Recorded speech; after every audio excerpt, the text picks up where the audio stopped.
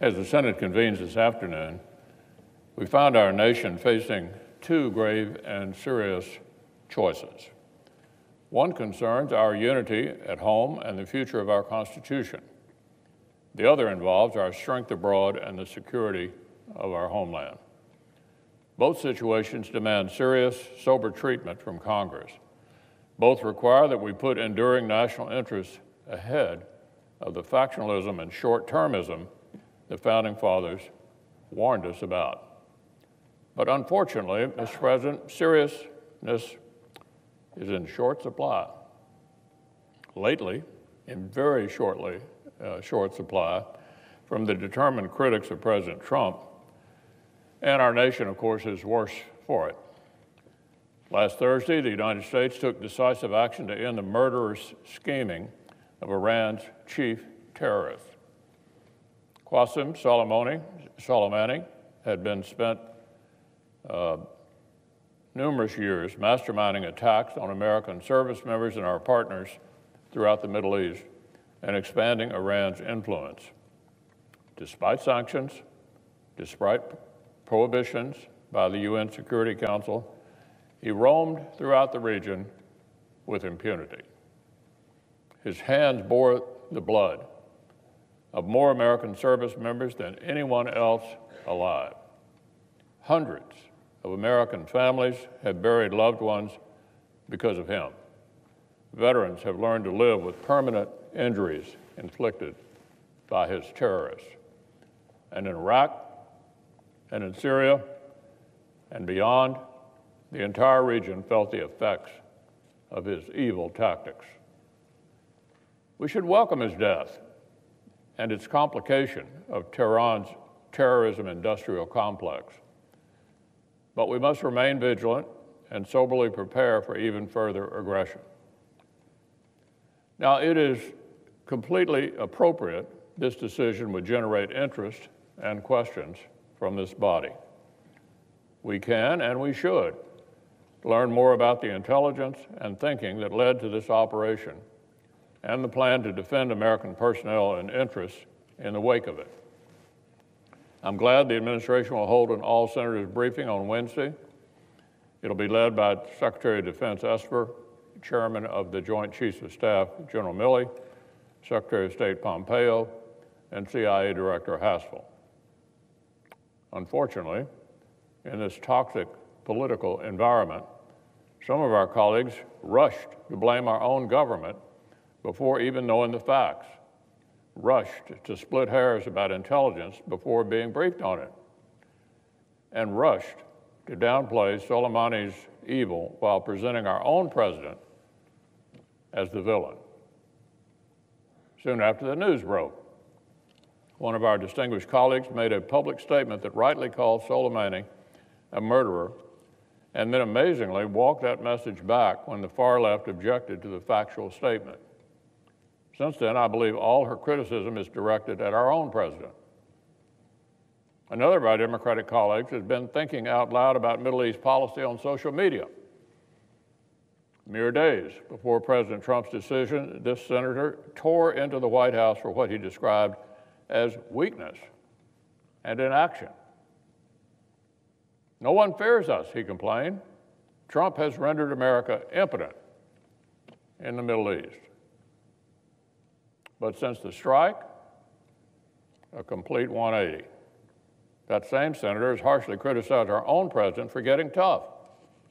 Ludicrously, he and others on the left have accused the administration of committing an illegal act and equated the removal of this terrorist leader with a foreign power assassination of our own Secretary of Defense. Well, here's what one expert had to say about it. Jay Johnson, President Obama's own former Pentagon General Counsel and Secretary of Homeland Security. Here's what he said. If you believe everything that our government is saying about General Soleimani, he was a lawful military objective, and the president, under his constitutional authority as commander-in-chief, had ample domestic legal authority to take him out without an additional congressional authorization. Whether he was a terrorist or a general in a military force that was engaged in armed attacks against our people. He was a lawful military objective. That's the former Secretary of Homeland Security in the Obama administration, Jay Johnson, an expert on these things. And our former colleague, Joe Lieberman, who ran for vice president on the Democratic ticket in 2000, wrote this morning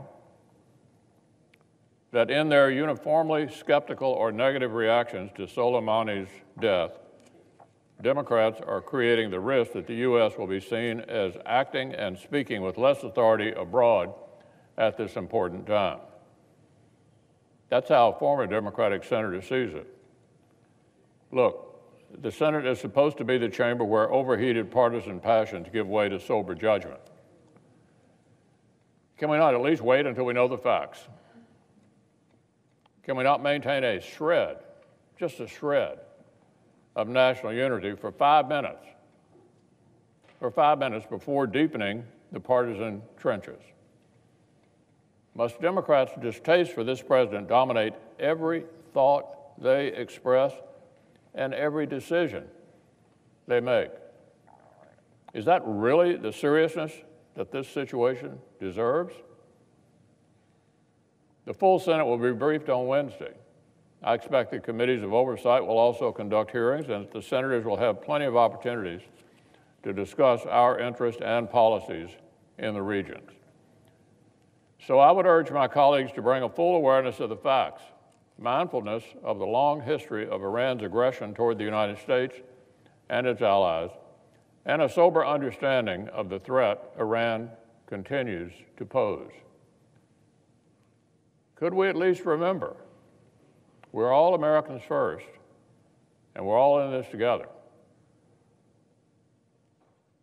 Now, meantime, at this dangerous time, House Democrats continue to play political games with their partisan impeachment of the commander-in-chief. Last year, House Democrats conducted the least thorough, most rushed, most unfair impeachment inquiry in history.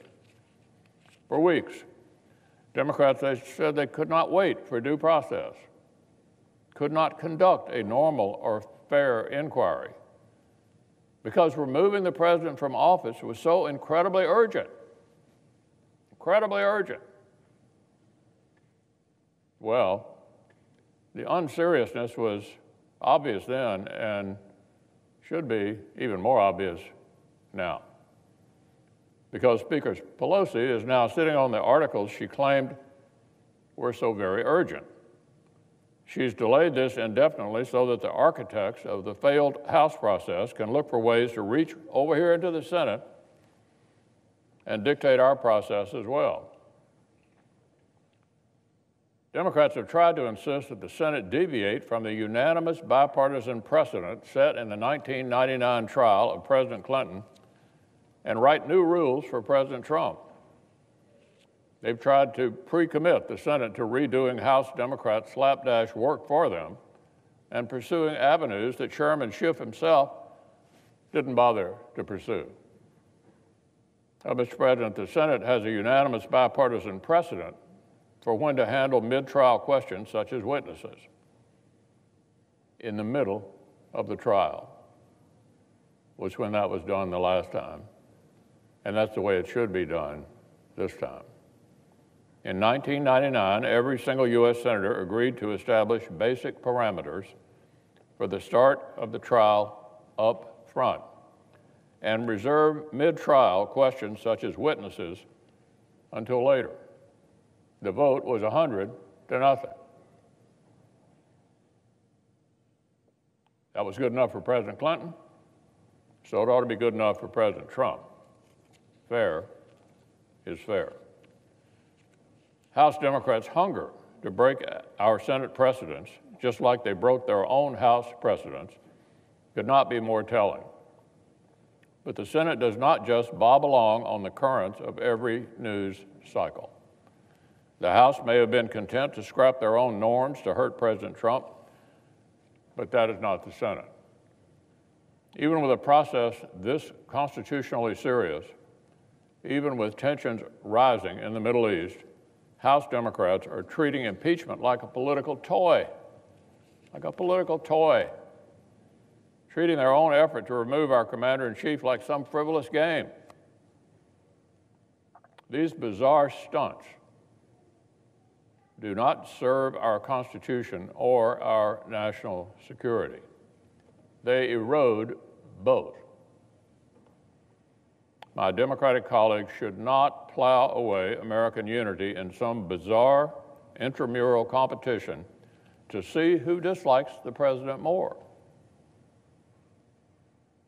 They should not disdain our Constitution by rushing through a purely partisan impeachment process and then toying around with it. Governing is serious business. The American people deserve better, a lot better than this.